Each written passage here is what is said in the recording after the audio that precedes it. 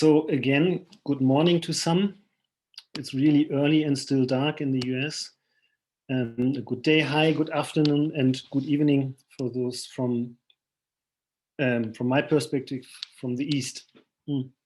I welcome you very warmly to the second of three panels on environmental degradation, climate change, and mass violence. Today, our guest will introduce us into three different perspectives, I would say, on the very concept of ecocide and how it may be translated or implemented in international law. Again, very briefly. The three panels, this is the second of the three panels, are a collaboration of the International Association of Genocide Scholars and Genocide Studies and Prevention, which is the association's journal. However, as we know, it's people who collaborate rather than institutions. And I'm very lucky to have had and still have the opportunity to work with Emily and Henry on the panel series, and maybe even more important for the future, on the special issue on the same topic. We actually started our collaboration by discussing the special issue, and then we thought it might be a good idea to have a panel series to see what is going on regarding a couple of issues. Emily is the executive director of the Raphael Lemkin Genocide Prevention Program at George Mason University, and of course a member of the IX Executive Board. And today she will manage the technical side of the panel and have a look at the chat. And I will do that in the next panel in 2 weeks. Henry, and I hopefully I pronounce his name right, Therio, is the current president of that organization of IX, and he's a professor of philosophy at Worcester State University. That is at least the English pronunciation of that place. And I'm editor-in-chief of Genocide Studies and Prevention and a senior scholar at the Institute for International Law of Peace and Armed Conflict. However, I'm not a lawyer, but a social psychologist. Very briefly about the panel. We will have about an hour, maybe a couple of minutes more, but not much. First, the three panelists will speak each for around 10 minutes. That will leave us with a good 30 to 40 minutes for questions, comments, ideas, and the like. And because there are so many people and we want to have rather short questions, we have decided that the questions have to be asked via the chat. We invited Lauren Eichler from the Old Dominion University, another philosopher on a law-related topic, because of her article she published with us last year, titled "Ecocide is Genocide, Decolonizing the Definition of Genocide."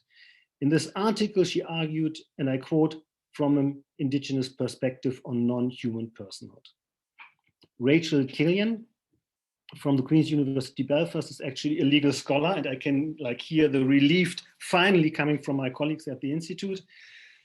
The publication relevant for today's meeting is titled "From Ecocide to Ecosensitivity, Greening Reparations at the International Criminal Court," in which she makes the case for, and I quote, "greening the Rome Statute." And the last speaker today will be Damien, and he has published extensively on questions regarding ecocide from, I would say, a decidedly capitalism critical position, but also on the notion of cultural genocide, human rights issues, and connected to all the above indigenous rights. He's a professor of human rights and environmental justice at the University of London, and he is, of course, an activist. Lauren, would you please be so kind and start? Good morning, or at least good morning from my perspective. Thank you for having me. I'm really happy to be here. And I also, before I get started, I just want to acknowledge that I am currently speaking to you from Norfolk, Virginia, which is the traditional lands of the Chesapeake and Powhatan peoples. And this is also the location where English settlers first arrived in what is now the United States, beginning the kind of upheaval for many Native peoples that now reside in this country. So I am a philosopher by training, not necessarily a legal scholar, so you'll have to forgive me about some of those issues. But the way that I am approaching the issue of thinking about genocide, or one of my motivations in coming to this topic, is in part inspired by the work of many indigenous philosophers living in the United States. And I myself am not Indigenous, but many Indigenous scholars, Native American scholars, have published really compelling and thought-provoking books and articles on their philosophies that I think challenge the definition of genocide and encourage us to think about ecocide as an act of genocide and not just maybe a method. And so what I mean by this, or what do I mean by this? Well, I think I want to begin actually just by providing a quote from an Indigenous scholar. I want to make sure that their views and perspectives are forefronted, since I'm going to be talking about them and I myself am not one of them. So Jewel Praying Wolf James from the Lumi tribe writes, "At one time, our plains, plateaus, and ancient forests were respected and not considered a wilderness. The skies were darkened with migrating fowl. The plains were blanketed with massive herds of buffalo. Our mountains teemed with elk, deer, bear, beaver, and other fur-bearing animals. All the rivers were full of salmon and fish, so much that you could walk across their backs to get to the other side. The plants and trees were medicines or food for us. We knew neither hunger nor disease until contact came in 1492. And then our Holocaust began, and that of the plants, animals, and environment." And here, he is making this connection between ecocide and genocide, the destruction of the land also being part of the destruction of the people. And here I want to focus on two principles of Native American philosophy, two metaphysical principles that I think make the case for why we should be thinking about ecocide as an act of genocide. And these two principles are that everything is related and that the universe is alive and must be approached in a personal manner. And the concept that everything is related comes from the Lakota philosophy. And it's also shared, however, across many other Native American traditions. And I think one thing I want to also be clear about is that when I am speaking about Native American philosophy or philosophies, that Native American groups, there are over 575 in the United States alone, and they have a variety of different views and perspectives. But generally speaking, there are a handful of shared principles that are often recurring across many of these different cultures. And both of these two principles are examples of these. So this idea that everything is related comes from the perspective that all beings are connected in some kind of fundamental ontological way. And this relationship is grounded in a relation to the land. So according to Muskogee scholar Daniel Wildcat, stated simply, to be indigenous means to be of a place.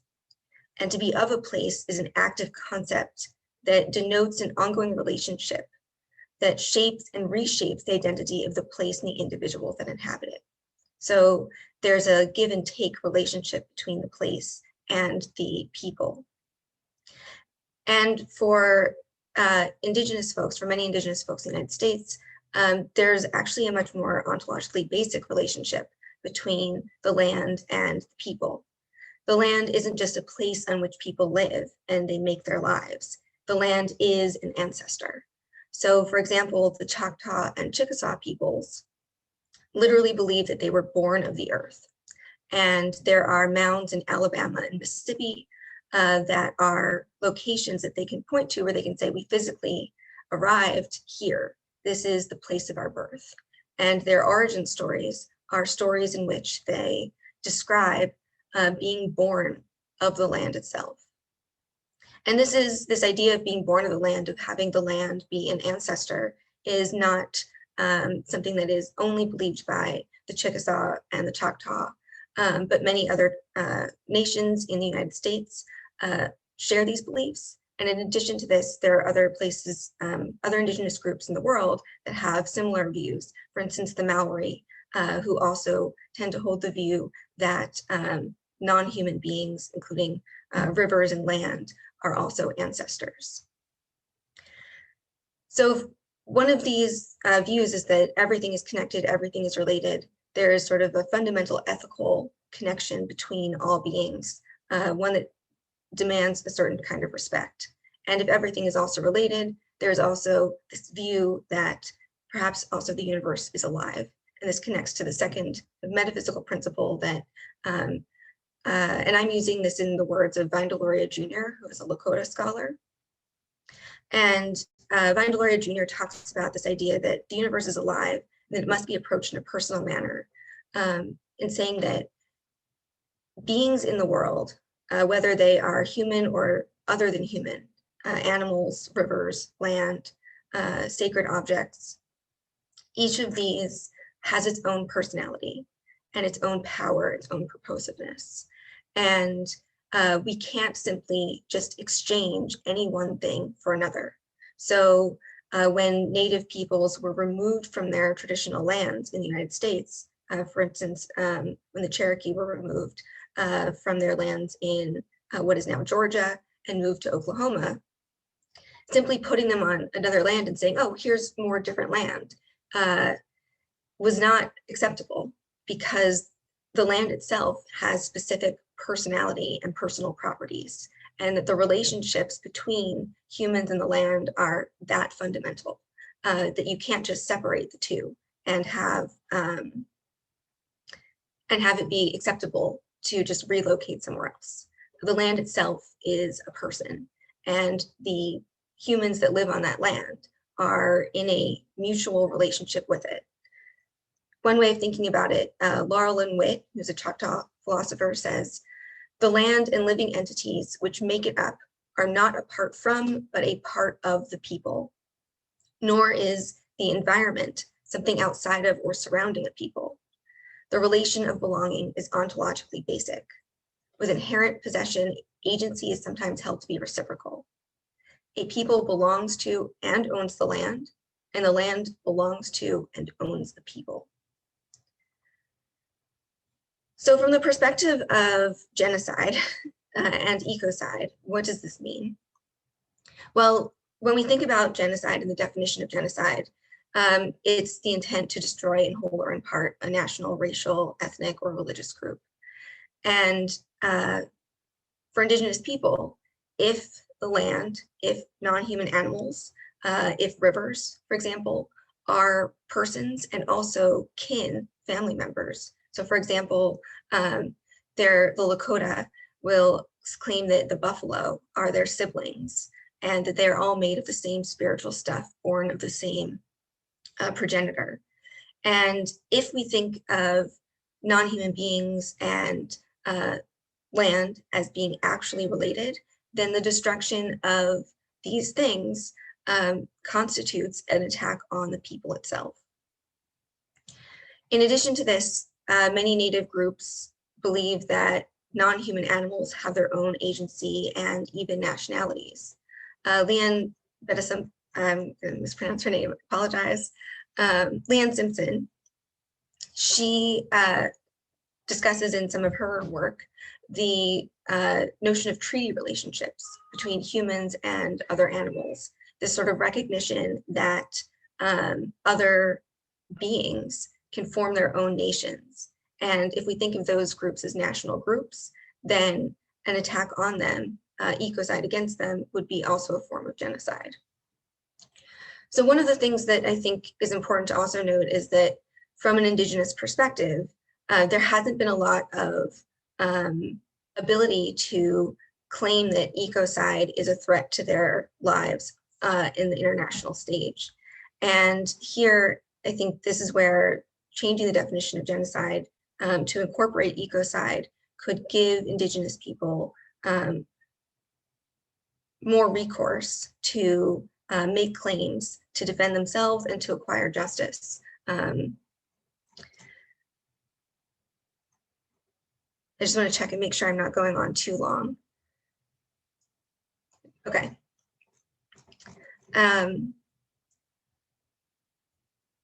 Sorry, let me just find my spot. So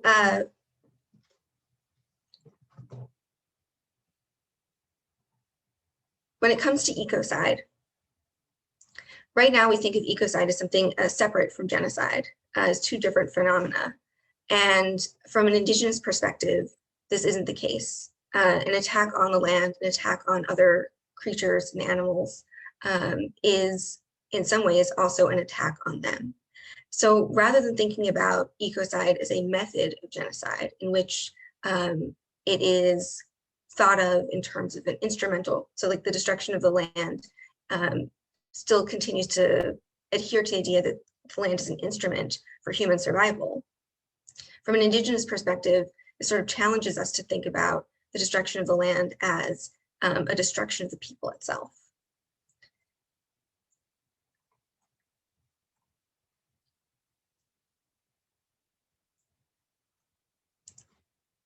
I think I am going to stop there for now, and perhaps let if there are questions later, I can elaborate on these points. But I want to make sure everybody else gets a chance to say their thing as well. Yeah, thank you, Lauren. I just posted the link to your article in which you elaborate on the argument in the chat. So if anyone has an interest to read a little bit more about that, you just click on that link. Let's move on to Rachel. I think you want to share your screen, right? I will attempt to do so, Christian. So it says the host has disabled attendee screen sharing. So I'm not sure if I'm actually I made you co-host actually. So let me try one more time. It doesn't matter. It's just, I had included like Article 8, things that are a bit techy, but I can just talk to them. So we don't need to waste. Try it again. Give me a chance. Oh yeah, I'm the co-host now. Okay, so I don't know. All right.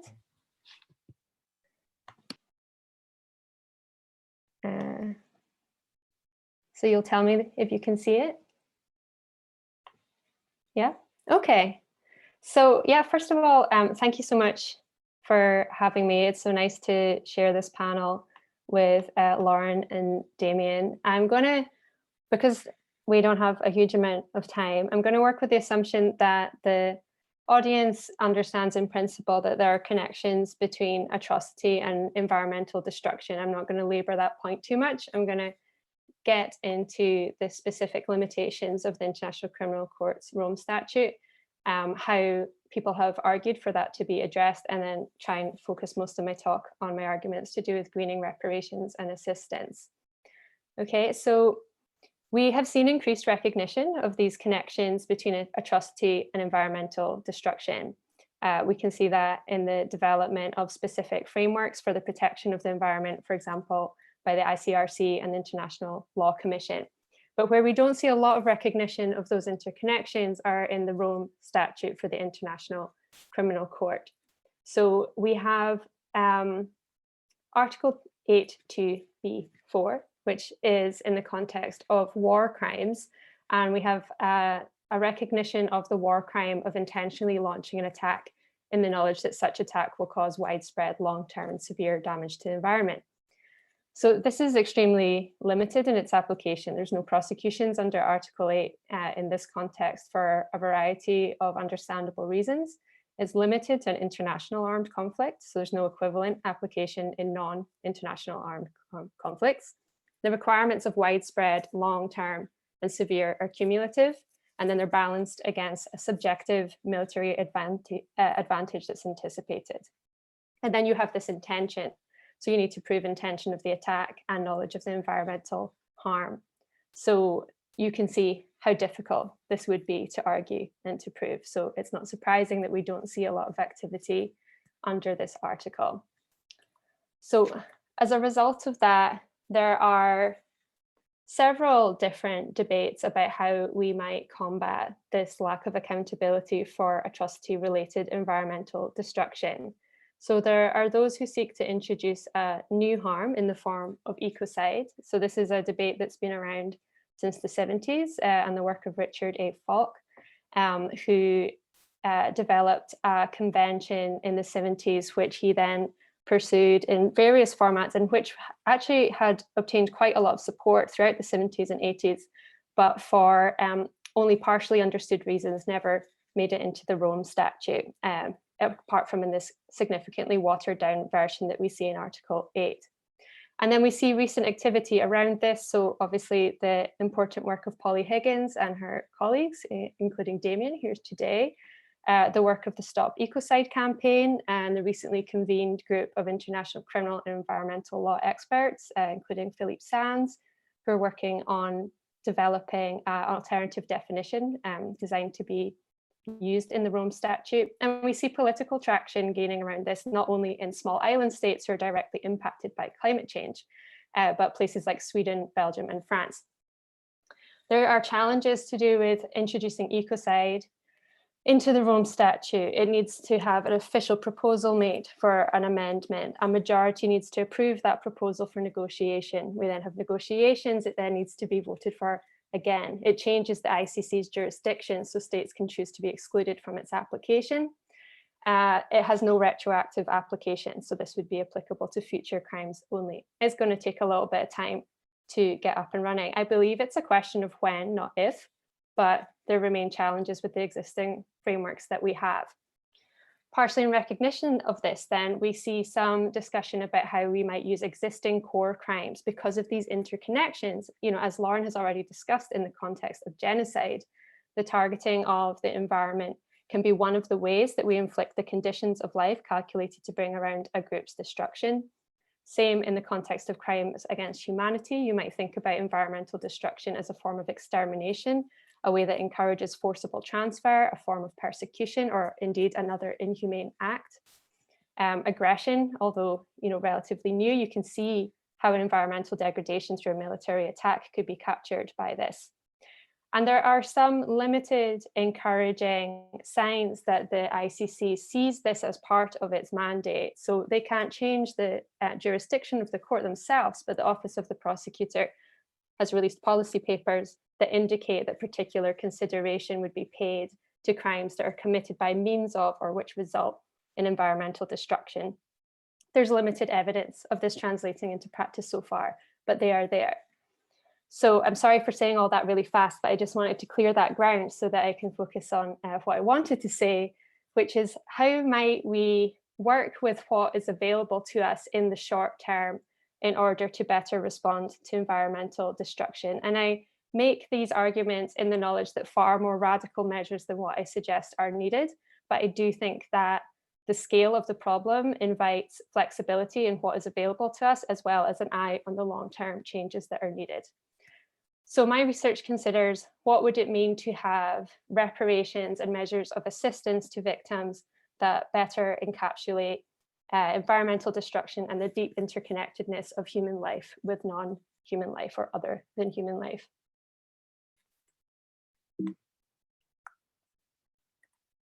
So I have three arguments that I make. I want to maybe briefly, I'm aware that we are a mixed interdisciplinary group, so I'll just briefly introduce what these mandates in the ICC are. So the International Criminal Court, following the conviction of an accused, can award individual and or collective reparations. These can be made against the accused, but they can also be made through the Trust Fund for Victims, which is an independent body which can use other sources of finance. That body, the Trust Fund for Victims, can also provide assistance to victims, and this is a broader category of victims, so those that have suffered harm of a crime within the court's jurisdiction, which is being investigated, but not specifically linked to a crime that is being prosecuted and a judgment. So they have a broader mandate of victim assistance. And that's reflective, obviously, of this shift towards greater victims' rights and victim assistance in responses to conflict and atrocity. But this is very anthropocentric, which is, understandable in the context of the human suffering of atrocity. But as Lauren has been talking about, it ignores the interconnected nature of our lives and the environments that we're in. So three main arguments from me. First, ranging from modest to more radical. The first is we should be mainstreaming an eco-sensitivity into everything we do, and that includes reparations and victim assistance from the ICC and the Trust Fund. Okay, so if reparations can take multiple forms and respond to diverse harms, then they are flexible, and that allows sensitivity to the nature and context of crimes. If it is insensitive to environmental harm or ongoing tensions around resources, this can be undermining of long-term peace. So at the most modest, if we mainstream eco-sensitivity, which I borrow from the concept of conflict sensitivity, then we would encourage the Trust Fund and the ICC to think about how the reparations or assistance measures they are pursuing interact with environmental damage, so environmental impact assessments, that they would monitor and evaluate and mitigate against unintended environmental effects, and they would seek to positively influence environmental sustainability where that is possible. So we want to think about reparations and assistance which are addressing anthropocentric harms, but which think about biological diversity, which think about ecological integrity and the longer term intergenerational impacts of these interventions. So the Trust Fund has made some noises to indicate a willingness to think about this. They don't make their strategic plans public anymore, but in the past, they have talked about the need to mitigate against environmental impact as a key priority, and have talked about introducing a monitoring system in that regard. What I would say to that is that while that's positive, we should go beyond mitigation to consider ways that these actions could positively influence environmental sustainability. And it's worth noting the assistance mandate in this regard, which is not dependent on a specific judicial finding at all, but even reparations that respond to anthropocentric harms can bring an eco-sensitive lens to what they are doing.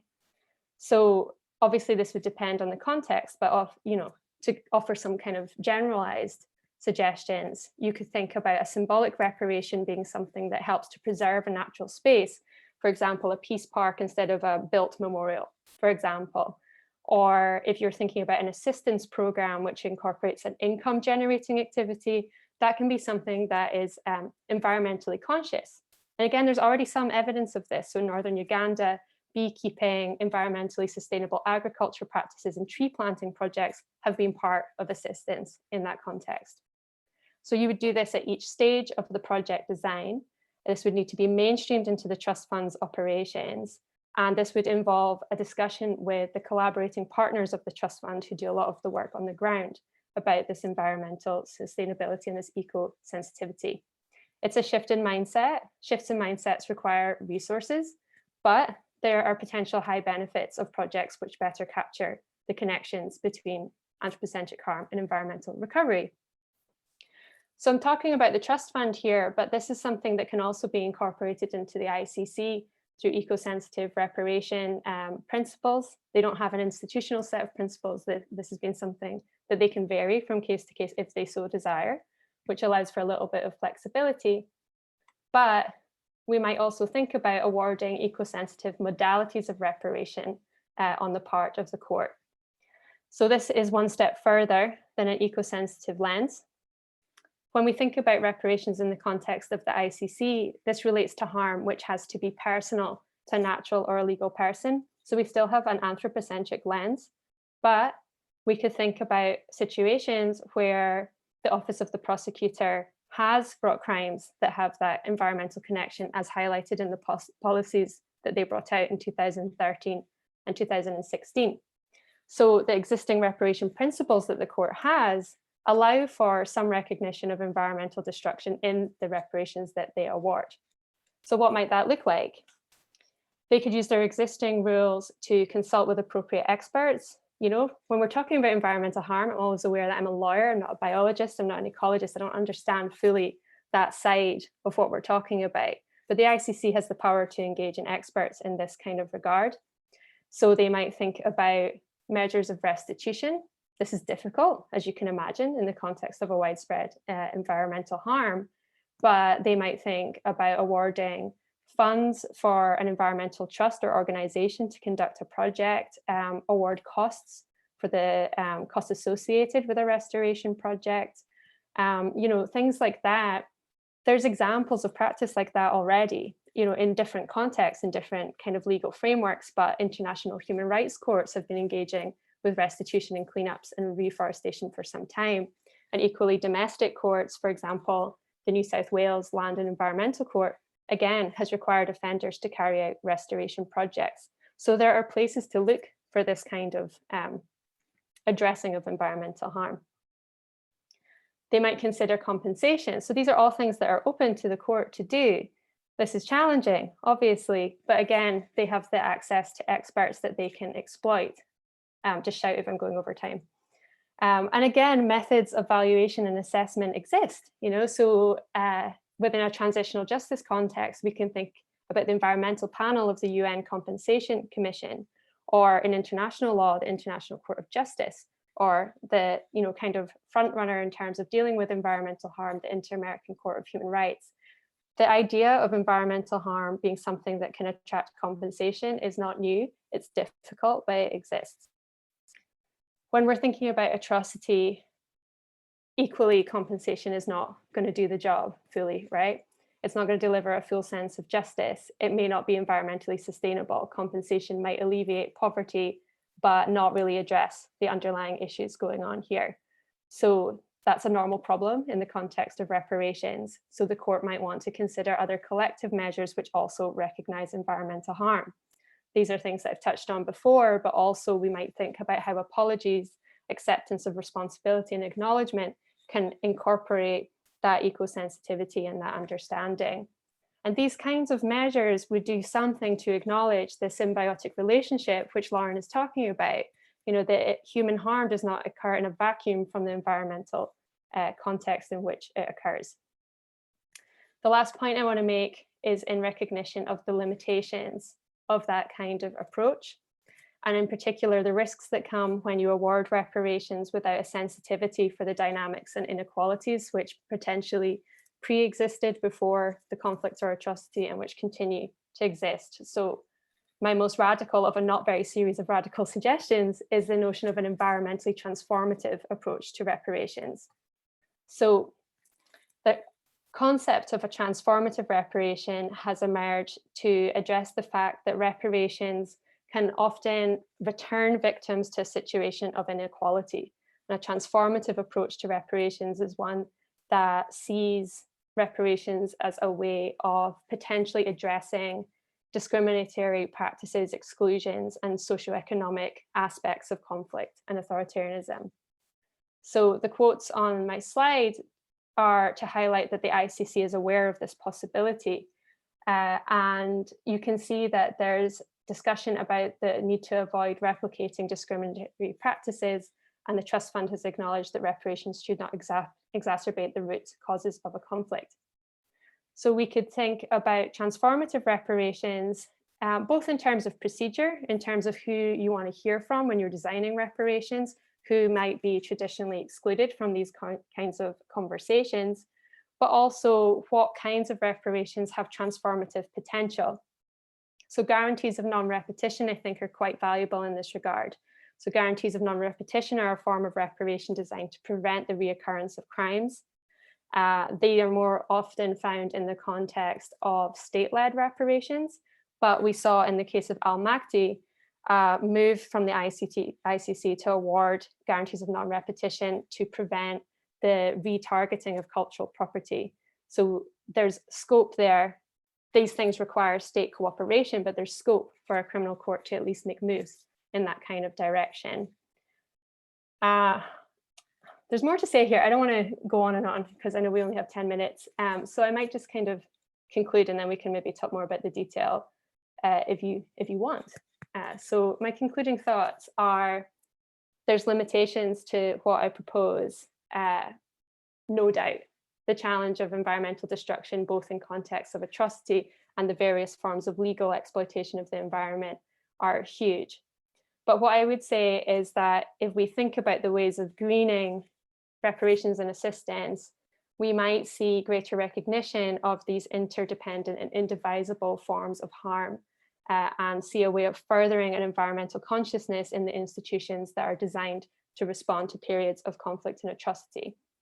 And I guess my concluding thought is, as I say, despite the challenges, despite the limitations, it's really crucial that we continue to explore diverse and creative ways through which to respond to environmental destruction whenever those circumstances present themselves. And I'll just stop there, and with apologies for the kind of rapid fire nature of that presentation. Thank you. Yeah, thank you very much. I mean, that is up to us. We are just gave you like 10 minutes or so for a very complex concept. But I think it's good for discussion, and we will have then questions about that. Damien, you also want to share the screen, right? Yes, I will attempt to do so right now. Let me see. Okay, can everyone give me a thumbs up if you can see it? Super, thank you. Excellent. Thanks, Lauren and Rachel. You've saved me at least 4 or 5 slides, so that's great. I really enjoyed your talks. So what I was going to do in mine is to give you a little bit of a historical context on the connection between ecocide and genocide, and talk a little bit about the work we did with Polly Higgins, and then to give a summary of some new and emerging pieces of research, books and special issues that I've been involved with, just to give you a sort of sense of the state of the field. And I'll talk a little bit more about that towards the end, but let's just get started with the beginning. So I met Polly Higgins, must have been about 2008.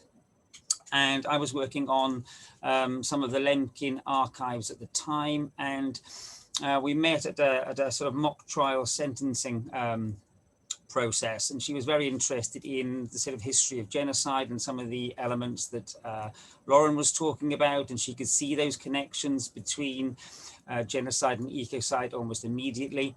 And then she mentioned that she had a little snippet from a journalist that said that there was some sort of, she called it hidden history of ecocide in the international system. And since we were going to Geneva every year with students, she said it would be interesting and helpful to her if we could conduct some research and try and uncover some of this. And it wasn't so much that it was hidden, it was just hidden from from popular understanding. The information was there if you looked for it. However, a lot of the people were actually dead. So we hit a lot of brick walls. So I'll just talk a little bit about it because it is very interesting from the connection to genocide studies and the law of genocide too. But the slide up there is sort of Polly's idea. And obviously she was interested in the potential to amend the Rome Statute, but she was particularly interested in finding out what happened to the idea in the international system in the past. And that's where the first connection with genocide starts. So this is all summarized in the open access report that's still available online. If anyone can't find it, drop me an email and I'll send you the link. It was a fabulous project to be involved with Polly. It was very exciting. However, it was also quite tedious at times trying to sift through all of the material to build up this picture. But the idea that Polly had in her head at the time was that if you can understand the past better, you may be able to learn from some of the problems that they had in trying to get ecocide into international law then, and hopefully it'll better put us in a better position in the present. So there were quite a lot of interesting political developments during this process. And I could say we could probably learn some, learn from some of the mistakes, shall we say, in the current campaigns. But as Rachel mentioned, this history goes back to the 70s, and Arthur Galston proposed a new international agreement to ban ecocide. And again, the first link with genocide can be seen there. The argument was that genocide could be perpetrated against humankind and an attempt to destroy a natural environment qualified as equally disturbing, he said. Such an atrocity required a similar concept, ecocide, or an attempt to wipe out a specific environment. And then, as we heard earlier, Richard Falk took this one stage further and produced a draft ecocide convention, primarily with a military focus. Okay, so in times of war, he was thinking about it. However, he also acknowledged that it could be conducted in times of peace too. But that draft wasn't adopted. However, it was considered by the Subcommission on the Prevention of Discrimination and Protection of Minorities, which is very interesting. I suggest people have if you are interested in the connection between genocide and ecocide, you read some of those reports. And I'll just summarize some of the key findings of the reports by the special rapporteurs at the time.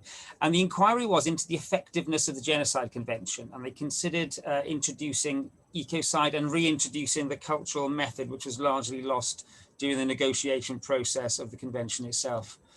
from Lemkin's original understanding. So from the 1978 report of that subcommission, they concluded this: the review of the problem of ecocide regarded as a war crime in Chapter 4 of the present study, it follows that the question of ecocide has been placed by states in a context other than that of genocide. The special rapporteur believes that an exaggerated extension of the idea of genocide to cases of ecocide, which have only a very distant connection with that idea, is liable to prejudice the effectiveness of the Genocide Convention. So there was a concern that in some respects, genocide would be less effective if ecocide were included. And it's not entirely clear that the same sort of attitudes wouldn't be in place today. And then fast forward to 1985, where Whitaker was the special rapporteur. And again, the conclusion was that, quote, further consideration should be given to the question. It did not happen. In private correspondence, we found out that it was merely a recommendation and not a requirement. So it sort of fizzled out. And that was where the potential idea of amending the Genocide Convention sort of died. And after that, we moved into the International Law Commission, and all of this is documented in extensive detail in our report. But suffice to say that ecocide then disappeared and became environmental destruction. And as Rachel has summarized quite a lot of that development, but the result was the inclusion of environmental damage as a war crime.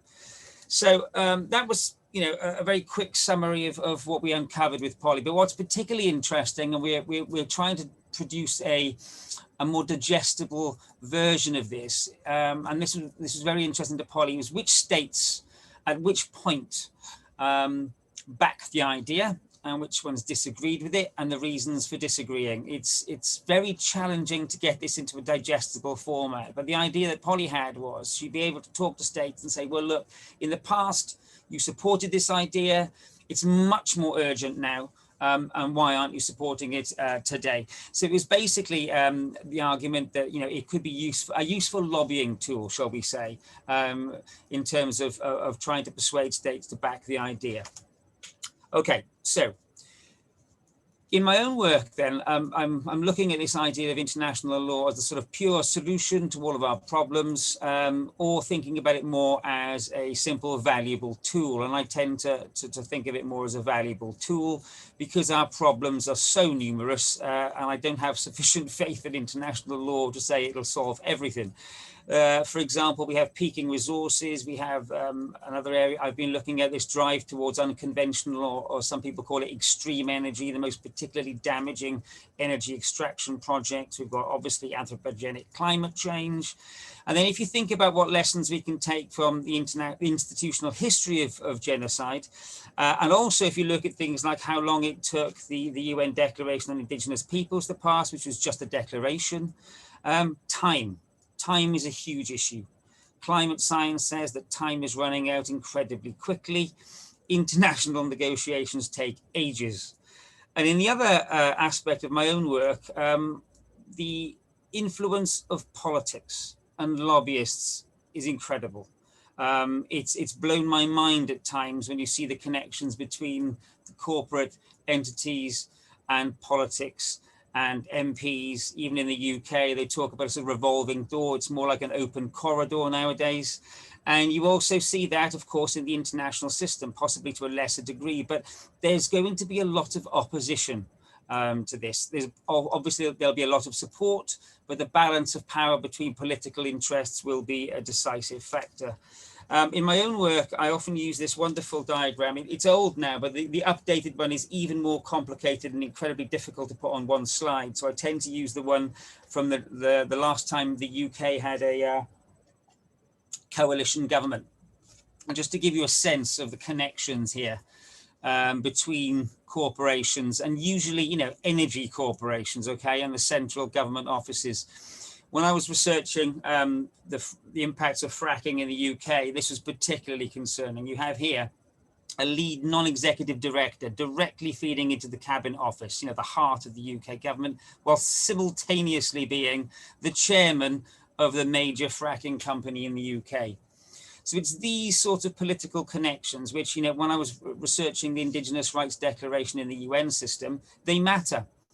They often talk to to the states' representatives in the UN system, and they make it clear that they will resist certain constraints on corporate influence. There was a huge furore over the notion of group rights, for example. I even managed to get some sort of off-the-record discussions with some representatives, and they said, "Oh yeah, no, we have all these extractive industries now here saying that we don't, we should not agree to having group rights because there was a concern that you would then get control over resources." So these issues are obviously, very, very important to our discussions, and you can't purely think about international law as something which will just fall from the sky. It's constructed by people and politics and all the rest of it, and we only have to look at what happened to the Genocide Convention to imagine that, even when the new suggested definition comes out, there is there will be considerable opportunity for that to be watered down through negotiation processes, etc. So, and all of that will take time. So, whilst I think it's a very, very important endeavor and I strongly back it, I'm under no illusions that it will solve all our problems. So these themes are often picked up in some of the recent research. So I'll just turn to that now. Interdisciplinary work going beyond the law and not assuming the law will solve all our problems, interrogating the structures beneath it, corporate structures, capitalism, etc. And this all sort of started, the connection started to be made with the International Journal of Human Rights special issue from several years ago now, which was turned into a book. Edited by the marvelous Jürgen Zimmerer, who I'm sure most of you will have heard of.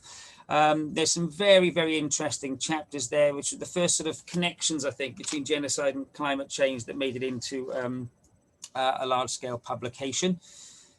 Since then, I wrote my book, which summarized quite a bit of what I've already talked about. And then just wanted to finish up by highlighting a new special issue, which was meant to come out before Christmas. However, with various COVID delays, it's now going to be the first issue of the Journal of Genocide Research in 2020, the second issue, sorry, in 2021, which is in June. Martin Crook and I are doing this sort of the introduction, are the editors. Our piece is already out. That's it there. We have some really great collaborators and writers in this project with some really critical and thought-provoking pieces. Alexander Dunlap's one there is fantastic. And we also have finally what I've been looking for over the years, which is a connection with green criminologists to start engaging in genocide studies. They've been working on Ecocide for a while, but less so on genocide studies. And the example I have at the bottom there, Green Criminology in the State Corporate Crime Nexus, and with examples from Nigeria. Another excellent paper by some high-profile green criminologists, well worth checking out. If anyone wants any more references, they can drop me an email. And then again, bringing in this corporate dimension, David White's excellent new book, we had a session on it the other week, is fantastic. And there's a lot of really, really good work being done at the moment. I think it's very, very important that we have interdisciplinary insight and that we look at aspects beyond the law. Okay, I shall finish there, and hopefully we've got some time for some questions.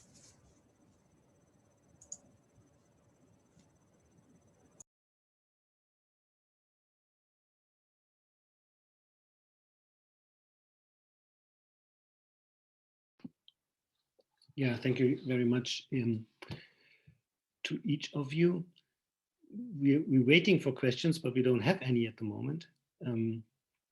I have a couple of questions, but let's wait for a second, or maybe we start with that, maybe even if it's not, so that gives people a moment to think about questions. I was thinking about the offenders. When I read, in preparation for this meeting, through the report and the papers and so on, the offenders are quite often, big international corporations, nation states, and so on and so on. And these are also the entities that then will be sued probably. But what's about the consumer? All of us. What is our position? Are we also offenders, or are we just victims of that, and we leave everything to governments and corporations? What's your opinion on that? And then we have a first question. That's a question for everybody. I mean, I guess I'll start maybe trying to answer, because I think that's an interesting question, especially thinking about it through the lens of settler colonialism. Because, you know, as somebody who lives in the United States myself, I always have to ask the question, to what extent am I complicit in ongoing genocide and ongoing destruction of indigenous cultures and lifeways? And I think this question about, you know, what responsibility do consumers have when it comes to climate change or other causes of ecocide is a sort of similar situation in which, you know, we are sort of caught up in these greater institutions and systems of power and have very little leverage as individuals. But at the same time, clearly there are efforts that we can make, and you know, even meetings like this where we put forward these ideas and actually openly talk about them and talk about changing things is a step in the right direction, even if it's, you know, a very small step in addressing these issues. Yeah, I'll stop there. Yeah, I am pleased to hear you mention consumerism in particular, because I feel like that's something that environmental activists don't always want to engage with. I see this in the Stop Ecocide campaign as well, that the prioritization of those most responsible, which admittedly that we are not all as guilty as each other of environmental destruction, that goes without saying, but I think a meaningful response to the crisis that we find ourselves in can't be blind to the role of individuals, and particularly the role of consumers. You know, fast fashion is something like the third biggest contributor to climate change. The meat industry is destroying our planet. You know, these are things that we also play a role in. And I like, I was reading a book recently by a woman called Kate Soper, I don't know if I'm pronouncing her surname correctly, called Alternative Hedonism, which starts to engage with the dissatisfaction that particularly Western privileged consumers are starting to feel within themselves about the way they consume, and a kind of direction towards, you know, whether that's just a shift to organic produce or secondhand clothing or something. We need to tap into that, because this is a problem that requires both high level interventions and, you know, as Damien says, awareness that there's a limitation to what the law itself can provide, and a need for a kind of groundswell of mobilization, particularly in the countries such as America, such as the European Union, that are disproportionately using up our Earth's resources. So yes, we're all guilty, but we're not all as guilty as each other, would be my kind of response to that. Damien, do you have anything to add to that? Yes, no, I agree with both comments. I think it's really, really interesting if you look, as I've done a few times now, at the regular sort of breakdown of per person carbon usage in the UK. And there's one really interesting graph where they sort of show you like a pie chart, and you've got a slice of various elements. And let's say in the UK, we're roughly about 9 to 10 tons per person per year of carbon dioxide production, and it's about 5 tons of that is what Annie Leonard in her wonderful book The Story of Stuff would call stuff, just buying things that will probably be obsolete in under a year, etc. And I think there's a wonderful book actually, and a set of free to view films online. It's just called The Story of Stuff. They've got a website, and we use it for discussion with the students, and it really does highlight the individual dimension. There's plenty in there as well to discuss solutions, but you know, first of all, understanding the role of the individual in the bigger picture I think is very, very important, but also, you know, thinking carefully about whether we need new things all the time. And I remember I've been on a few meetings with climate scientists where they say, look, there is no world for, you know, iPhone 56 or whatever we're going to get next. But yeah, so it's a very, very important question, and it is often, as Rachel said, you know, not confronted, not I wouldn't say necessarily ignored, but swept under the carpet on some levels. You know, the role of individuals, and most importantly, actually, within the bigger picture, the role of consumption. You know, that's the huge issue. I think it's partly to do with why Michael Moore's film was sort of hammered on a number of sides. You know, the planet of the humans, etc.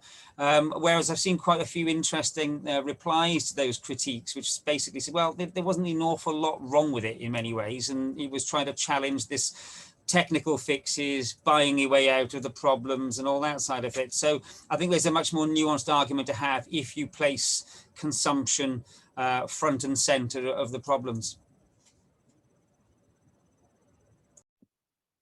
Yeah, interesting. We don't. So I would like to ask one little question. I wasn't able to put it in the chat. Actually, we can't type in chat. So, well, thank you a lot, all of you. I'm quite interested in the right of nature. You didn't mention it. It's more maybe an eccentric way of seeing things.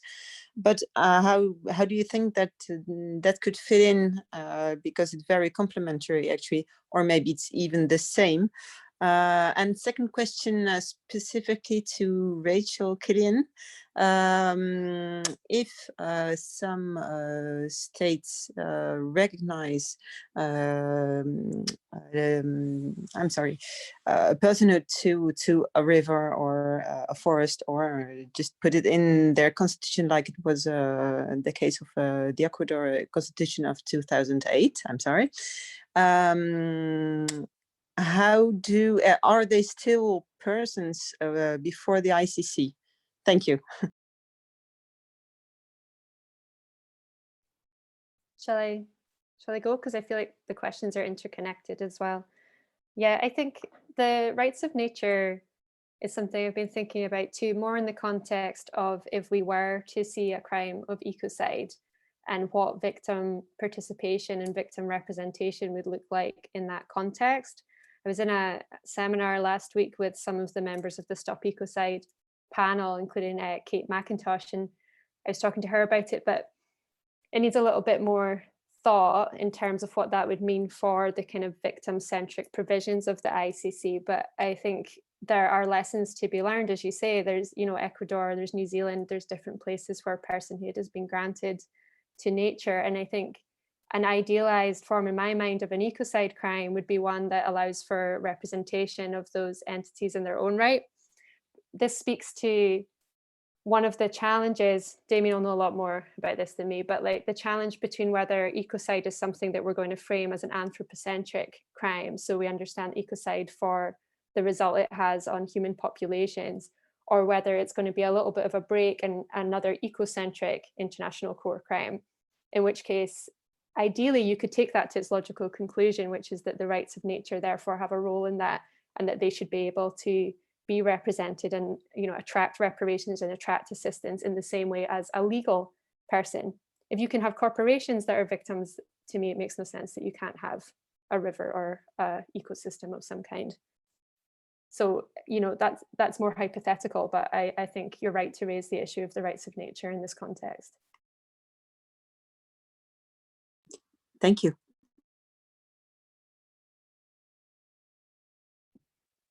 Lauren or Damien, you want to comment on that, or?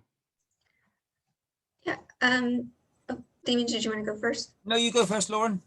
Yeah, and I think the rights of nature thing is especially interesting in relation to you know, indigenous ethics and metaphysics. I mean, in most of these cases, these are indigenous groups who are fighting to have non-human beings recognized as legal persons, and it is also a way in which they can, you know, resist colonization and assert the value and of their own beliefs and the sovereignty of their nations. And so there is like another really interesting element of, you know, some of the motivations for, you know, fighting for legal personhood of the environment comes from the belief that these other beings are family, are connected. So in the case of the Wanganui River in New Zealand, the river is an ancestor to the Maori people. And so this is one way of working within, you know, a largely sort of Western legal framework for indigenous peoples to kind of assert their rights and their values. There is still, of course, a long way to go, and in part because they're still working within the limitations of these other legal systems that have been imposed on them.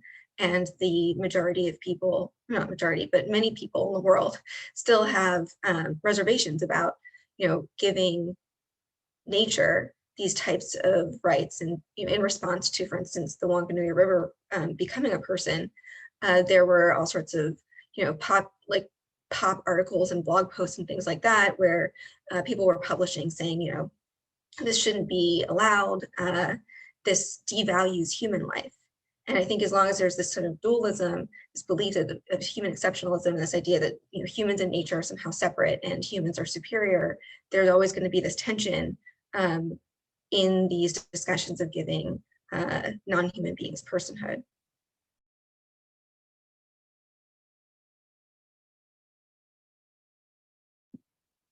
Damien. Yes. It's a very interesting question. I think if you, I'll try and put the link in the chat. Actually, I was just looking it up. There was a rights of nature a sort of mock tribunal when COP21 in Paris was being held, and I was involved with another group that were looking at the question of ecocide as an international crime, and we actually sort of joined forces on the day. And I think there's still a recording of it, so I'll just put the link in the chat in a minute. But yeah, it was very, very interesting, because I think there was a lot of shared interests and a lot of sympathy for what sort of both sides are doing, rights of nature on the one hand and the ecocide on the other. And of course, they're entirely complementary, and they should, in many respects, in my view, be connected. Whether that will come out of the new review or the potential drafting of a new crime of ecocide is another matter. I'm not sure.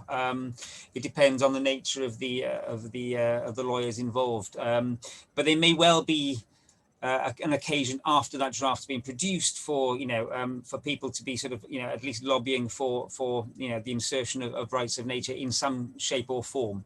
But it'll be interesting for you to listen to the debates, and of course it was informed by the indigenous voice, right? It was a really interesting session we had, and I think there's still an archive, so I'll just have a look in a minute, and I'll post the link in the chat. Okay, thanks. We have a question in the chat. Maybe you can, the panelists can have a look at it, and I'm going to read it anyway. Are there elements to ecocide just like there are to genocide? For example, an intention to destroy and a deliberate action. How can we prove that environmental destruction is deliberate and not accidental? That it is targeted against groups and not, oh, and now I'm losing it. Groups and not random. Is governmental inaction by failure to pass environmental legislation the same as deliberate act to destroy? That is probably more for the legal scholars, I'm not sure.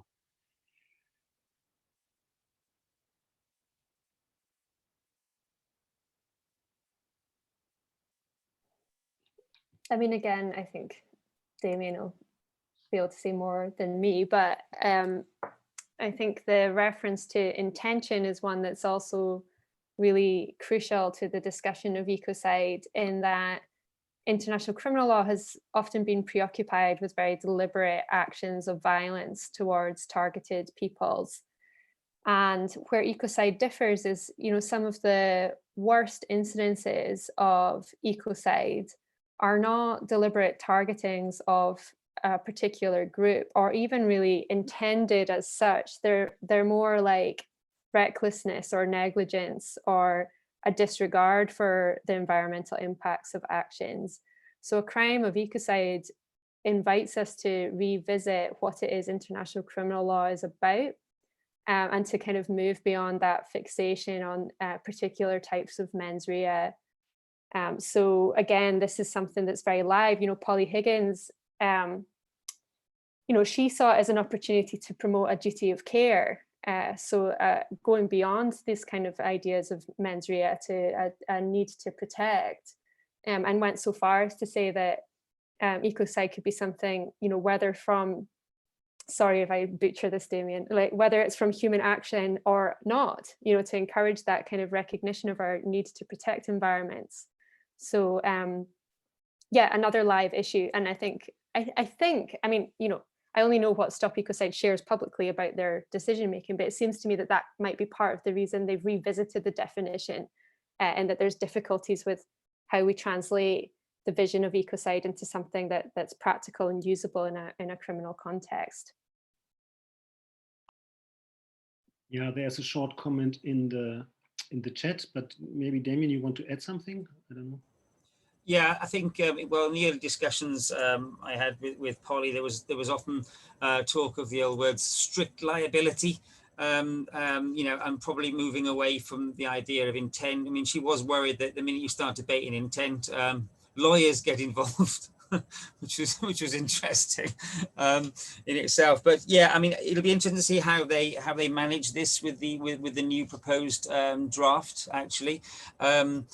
I know it was the whole idea of it being, you know, a strict liability offence was not particularly well received in the discussions the public discussions we had about the idea. But I think, you know, Polly was quite adamant that, you know, that was something that she was supportive of at the time. I'm not sure exactly what will happen now. It'll be interesting because it is a very important question. I mean, on the other hand, you could think, well, you know, the crime could be a crime. You just think about the sentencing, you know, intent being relevant to the sentencing side of it, you know. So I'm not sure how it'll go, but it is, yeah, of course, it's going to be a seriously thorny problem, as it is for genocide, you know. But yes, I wouldn't like to guess where it's going to go with the new draft definition, but I know that Polly was concerned about it. And as Rachel points out, that she was trying to take a different approach. Whether that will be reflected in the new draft or not, I'm not sure. Yeah, Rachel, there's a question for you from Henry. Yeah, I see that. So the question whether it's better presented as a parallel to a crime against humanity, a crime against nature. And I think some scholars have gone in that direction too. Like when we talk about the ways in which international criminal law could be used to combat environmental destruction, the ecocide campaigns are one part of that picture, but we do see it discussed by other scholars in different ways. And Frederick McGray, for example, talked about a crime against the environment instead. I think Mark Drumble as well. Different people have formed these different formulations. I see what you mean in terms of the parallels and the specific mens rea requirements, but you know, we could just keep coming back to this is something that's open to negotiation, right? This is something that's been actively worked on by these incredible collection of minds, and it fundamentally challenges, as I say, how we perceive of atrocity and responses to atrocity. So I think it's just all to play for, is my sense.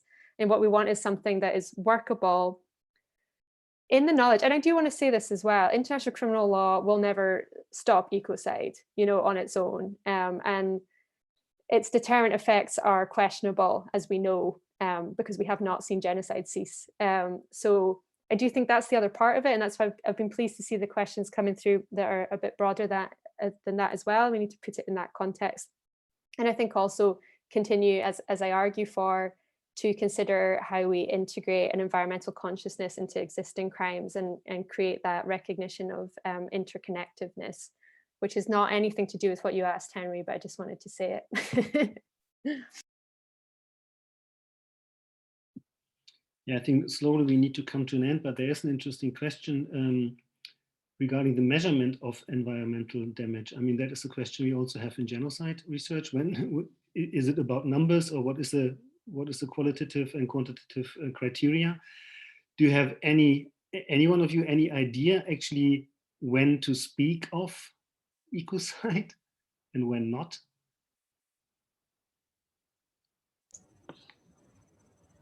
It's a very tough question, Christian. It'll be interesting to see whether we have an in whole or in part dimension to the draft. I'm sure they'll have to deal with that, actually, but it may well be answered not dissimilarly to genocide studies with the, you know, the insubstantial part, as some scholars have suggested.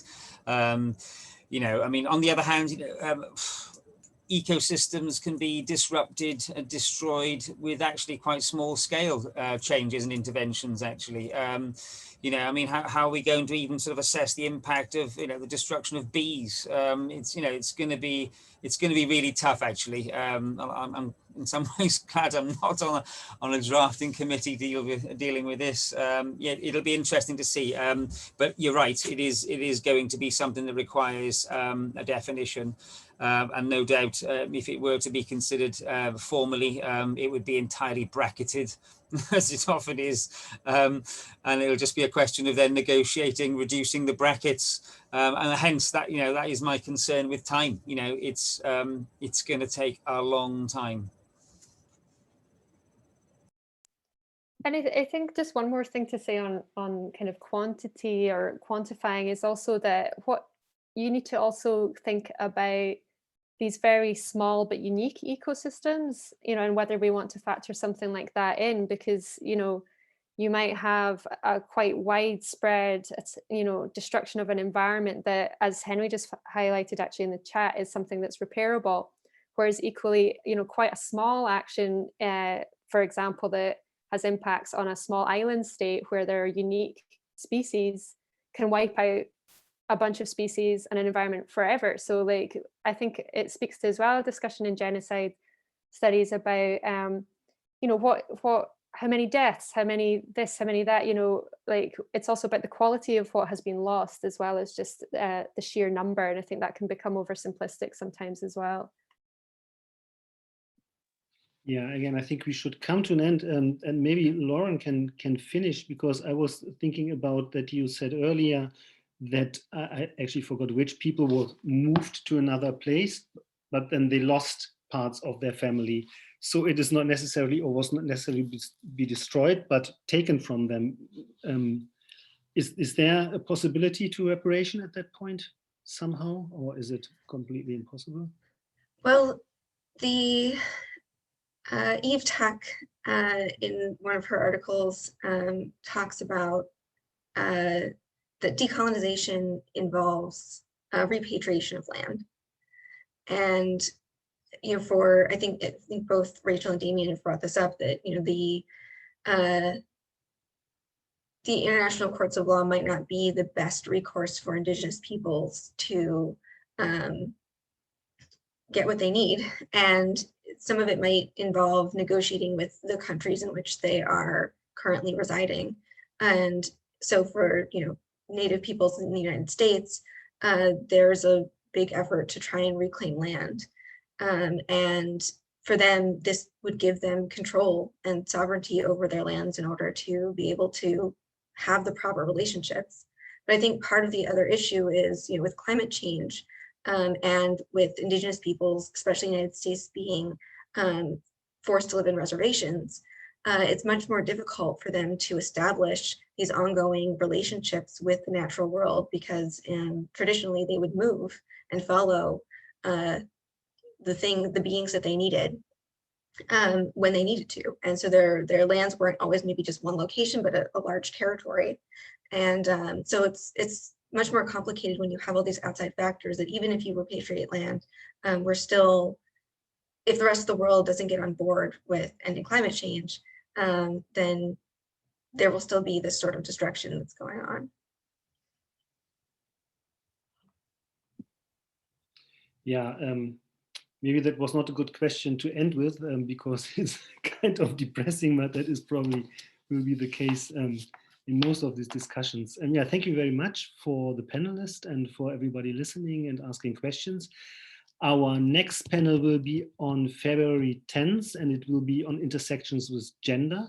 It will be in the Australian East Asian time zone, if I'm not mistaken. And yeah, we will inform you about that. And this session, of course, was recorded and will be made available shortly. Thank you very much. Goodbye. Thank you so much, everyone. Thank you. Yeah. Thanks a lot. Really interesting. Thank you, Damien. Thank you, Rachel. Thank you, Lauren.